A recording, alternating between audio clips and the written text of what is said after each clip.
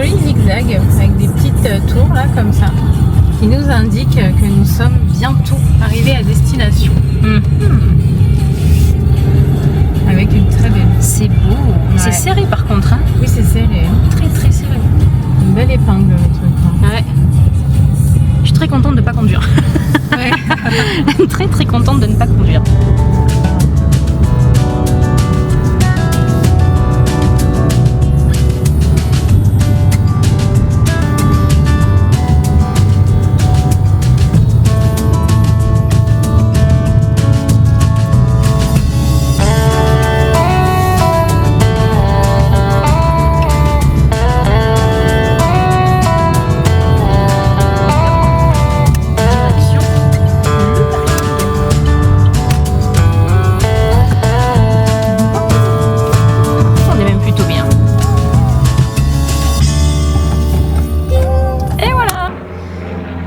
Explique-nous ce qu'on va faire aujourd'hui, Marine, s'il te plaît. Alors, bonjour à tous d'abord et bienvenue dans cette nouvelle vidéo.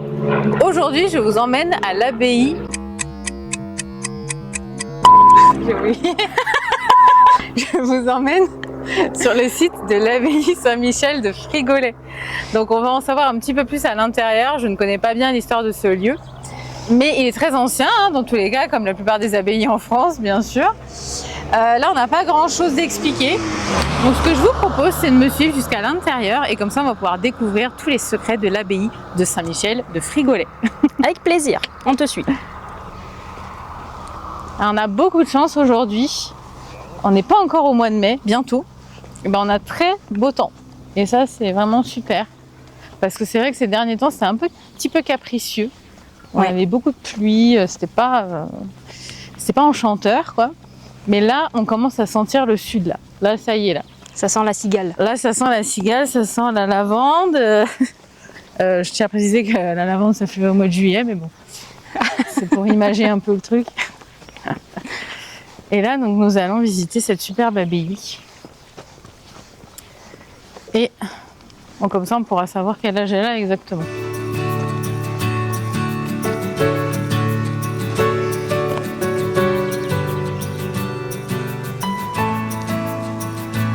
C'est là,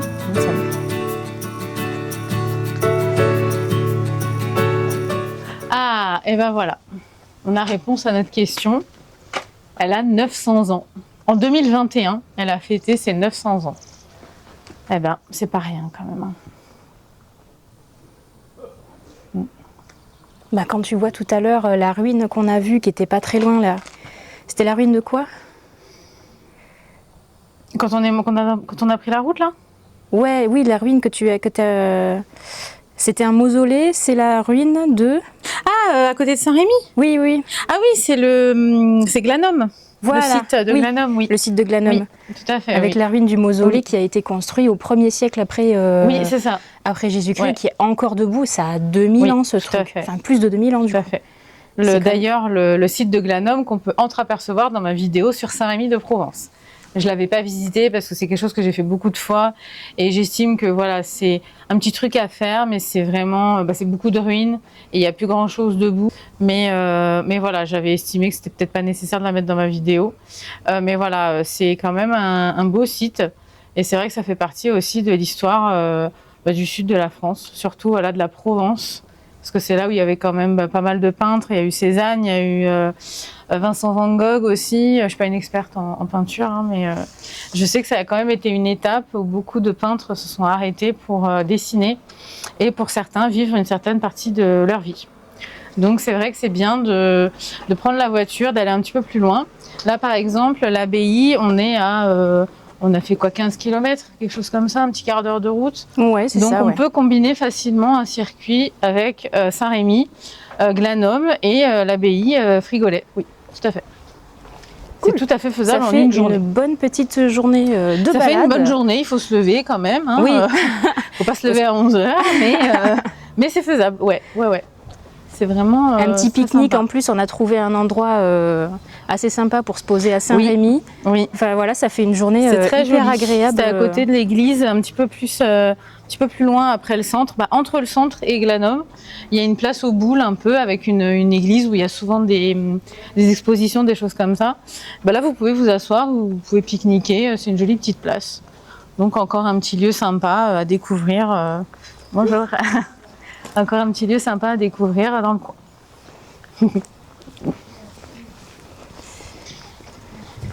Oh, c'est beau ça. C'est marqué quoi? Pirette d'Avignon. Ah oui. Pirette d'Avignon. Bah ça alors, je ne sais pas ce que c'est. Et on fera une recherche. T'as vu le monsieur, il ressemblait à Doc dans Retour vers le futur. Oui. Nom de Dieu! Je me suis dit, oh, quel honneur. Quel honneur, Ah, monsieur. il y a Doc qui te dit bonjour. Bah grave, j'étais touchée quoi. Ça me rappelle la fois où on était à l'Universal Studios aux États-Unis et il y avait un mec qui s'était habillé en doc et qui marchait dans le parc et tout. Il lui ressemblait tellement. Ah ouais. C'était trop drôle. Ah ouais. mais il y en a. Ah, il y a des cosplayers. Non, c'est pas des cosplayers, c'est des professionnels, tu vois. Oui. Eh bah franchement, il ressemblait grave. Ça vous allait chez rire. Là, on a des vieux écrits là. Ah oui.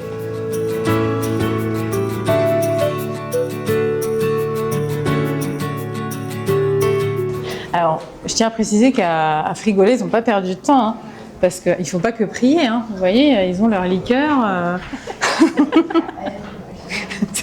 C'est après la prière, ils se disent on va se mettre un petit verre, allez. Voilà. Petit apéro. Ils ont raison, un petit apéro, Bah oui. saucisson, Faut bien vivre. chips, Bah oui. poulet. Bien sûr. Il n'y a pas que l'hostie dans la vie. Hein. Bah oui. Ah. Il y a une très très belle vue là. Oui, il y a la croix camarguaise.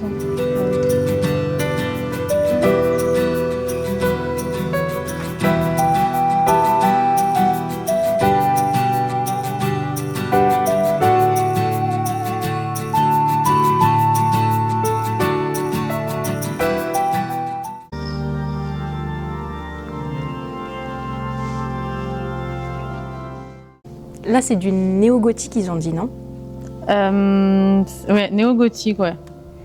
Dédicace après, de l'église abbatiale néo-gothique, ouais. Gothique, ça marche aussi, non? Enfin, néo-gothique, c'est encore néo-gothique différent. en fait c'est après le gothique. Néo c'est nouveau. Donc Oui. c'est du nouveau gothique. Mais si je me souviens bien de mes cours d'architecture, en fait le gothique c'est un mouvement architectural en fait qui était là pour exprimer toute la puissance de l'église. Donc en fait il y avait énormément de détails, énormément de sculptures, de bas-reliefs, etc. Tout ça pour exprimer toute la puissance et la grandeur de l'église et pour rappeler les fidèles à la prière et en fait à les faire revenir finalement. D'accord. Voilà. D'accord, très intéressant. Écoute, on va aller voir ça parce que Bah ouais. elle a une partie néo-gothique. Donc, on va, je pense, la on va aller reconnaître. Je voir pense ça. que tu vas la reconnaître quand tu la verras. Ouais, Certainement. peut-être. On va voir. Allons-y.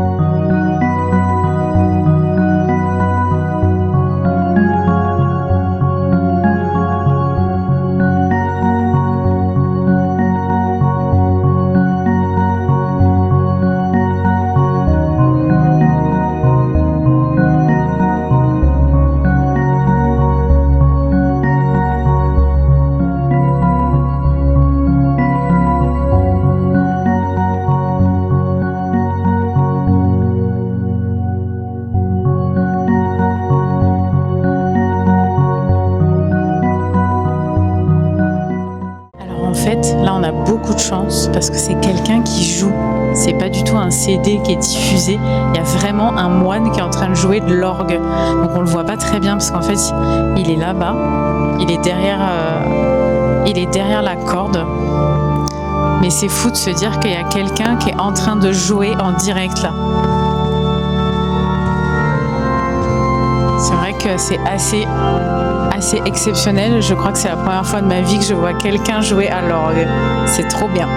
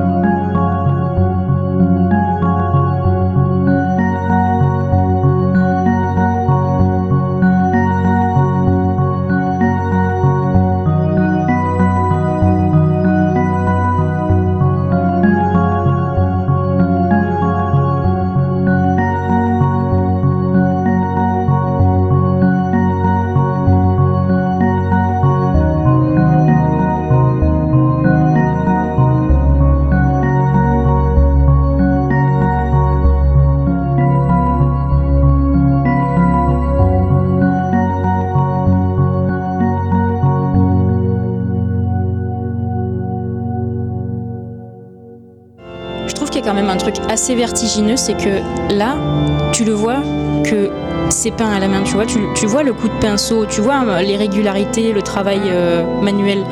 Et bah, vas-y, prends un petit peu de recul et dirige-toi vers là, et dis-toi que tout ça là, c'est le travail, alors très certainement de plusieurs hommes, de plusieurs mains, mais c'est fait à la main.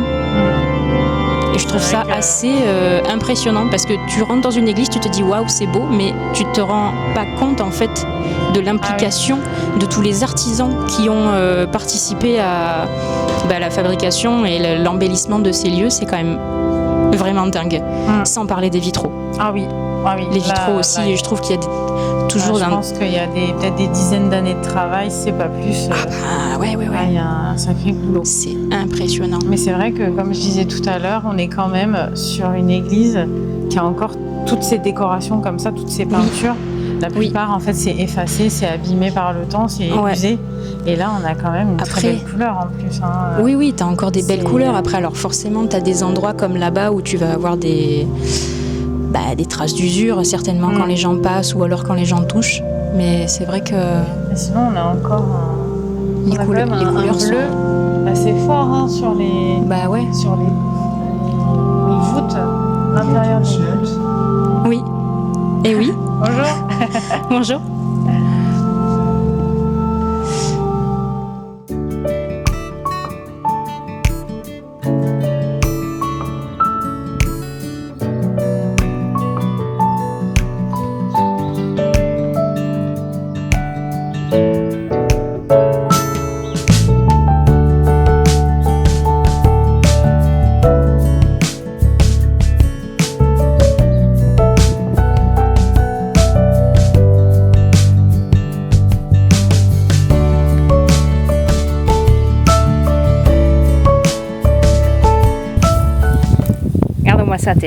Ça c'est la Provence. Ah, ça c'est la Provence. Ça c'est la Provence. De l'ail de Garonne et de la ciboulette. Et la lavande, et les cigales. Le pastaga. Le pastaga. Regarde, il y a même la table là. On peut s'installer. On a le saucisson dans le sac. Le port de Marseille. Et le port de Marseille. Et la belle mer et tout ça. La belle mer et la cagole.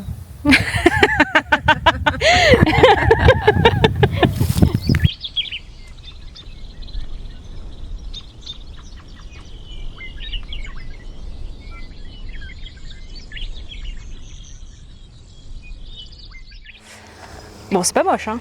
Ah, c'est très joli. C'est très agréable. Pour faire de la luge en hiver, ça doit être le top.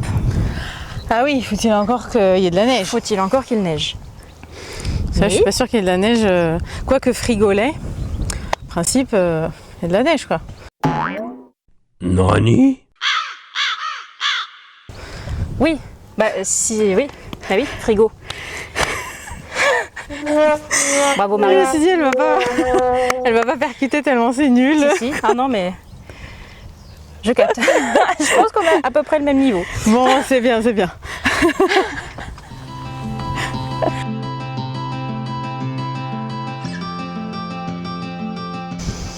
Alors, l'abbaye est très sympa. On a vu l'église, on a vu la petite... Il y a une petite église au début.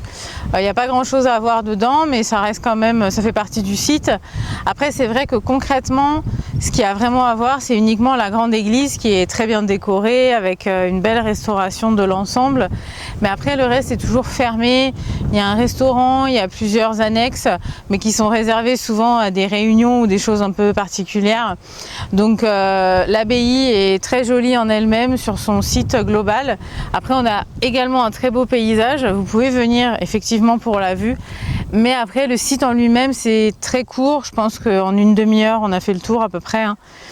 Mais voilà, c'est un petit peu le résumé de la visite d'aujourd'hui.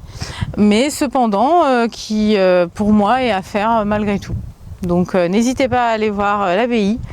Et prenez le temps si vous voulez vraiment vous asseoir, regarder les détails autour de vous au niveau de l'architecture, ça se fait très bien et c'est très agréable. Et ouais, mais tout, vous voyez, tout est parqué en fait autour, c'est dommage. Parce que je serais bien allée voir effectivement l'arrière de la basilique. C'est la basilique? Oui, c'est la basilique. L'arrière de la basilique. Ouais, il y a la maison de je sais plus quoi derrière la basilique. Bah oui. Et, Après, ouais. et elle est notée sur le plan. Il y a il y a un numéro. Mais ouais, en fait, on peut pas y aller. Ou alors, on n'a pas vu. Il y a une tour là avec voilà une statue. Je me pensais que ouais, ce serait en tout cas peut-être pas visitable à l'intérieur, mais qu'on puisse au moins tourner autour un petit peu, qu'on ait accès à l'extérieur. Après, si on remonte, peut-être qu'on peut essayer de trouver un chemin. Parce que là-bas, j'ai l'impression de voir quelque chose. Ouais, là, il y a quelque chose. Il y a peut-être une croix qui est montée dessus. Et je crois que c'est je crois que c'est la croix qu'on a vue tout à l'heure, de loin. Ah, oui, c'est possible. Qui indique effectivement qu'il y a un site religieux dans le coin. Ouais. On peut peut-être essayer de faire le tour pour la voir de plus près, mais ça a l'air quand même très grand. Je ne sais pas combien de temps on va mettre pour aller jusque là-bas. Ouais, je suis pas sûre. On peut peut-être tester, mais bon. Ouais. Voilà. Oh, on la voit bien de ce côté-là.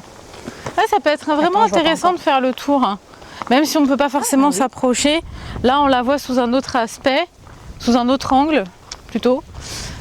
Et c'est vachement beau. Pas mal, ouais.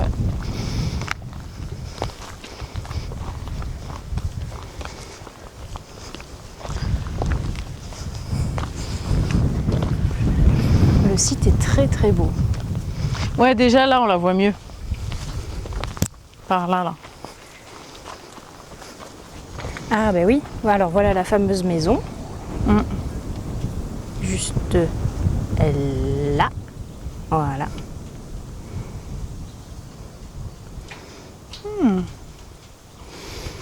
Il y a bien une petite randonnée à faire autour, je pense. Ça sent bon le thym sauvage, là.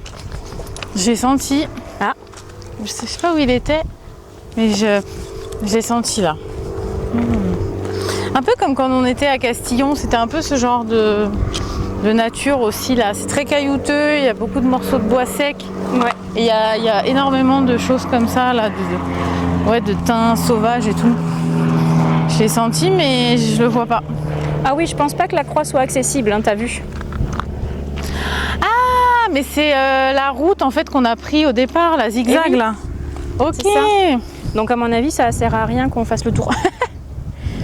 Enfin, si tu veux, on peut continuer, mais on n'ira pas jusqu'à la croix, quoi. Il fait beau, il y a un petit vent sympa là. Bon, pas trop quand même, hein, s'il te plaît, parce que moi je vois plus rien, vous voyez. Encore, j'ai les cheveux attachés, ça va. Oui, mais pas comme moi. Bah oui, tu veux un nœud? Parce que j'ai un nœud, moi. Voilà. J'ai un chouchou dans mon sac, si Elle tu me le veux. propose maintenant. Bah non. Non, mais je croyais que t'aimais avoir les cheveux au vent, tu vois. Les cheveux au vent. Ouais. Non, mais je déconne, j'ai ma pince. Ah, ok. Oui, c'était juste pour te faire chier. Ah oui, ok. Non, mais je pensais que t'avais vraiment rien pour accrocher, attacher tes cheveux, pardon. Si.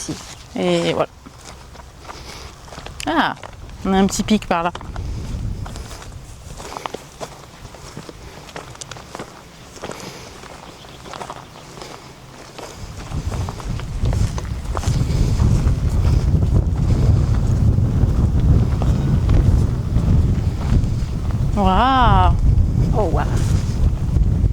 vent. Oh là là. Ah, ben oui, la route. Elle est bien. Et ben voilà la route par laquelle on arrive.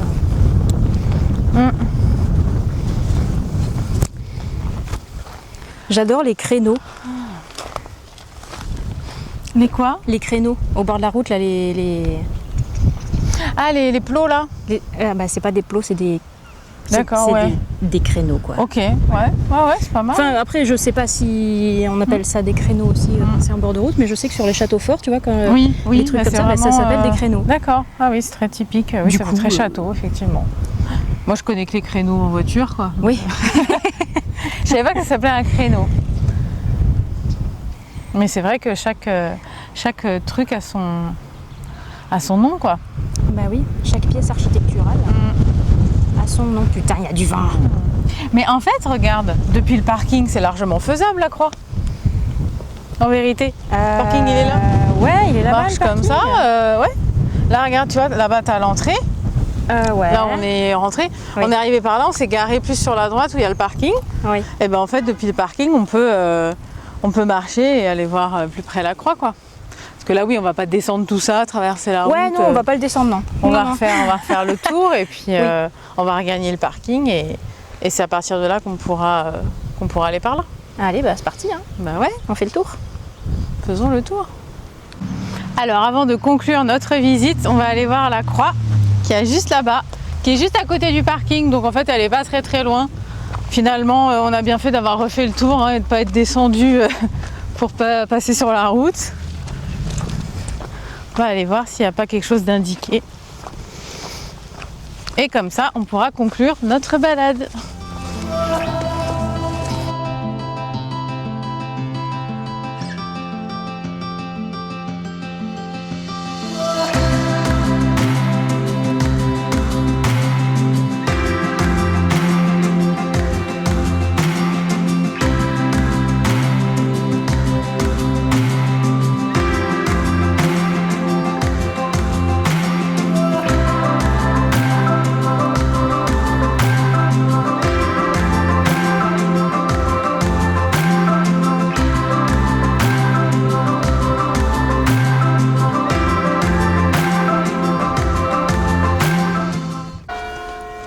Ils ont mis un Cana dernier cri. Ouais, t'as vu ça?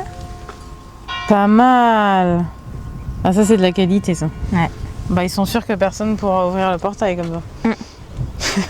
La croix est en sécurité.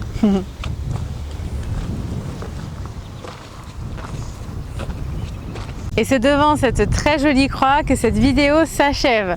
Un grand merci à tous de l'avoir regardée. J'espère que cette visite de l'abbaye de Saint-Michel de Frigolet vous aura plu. N'oubliez pas d'aller visiter mon Instagram, Marine et Découverte.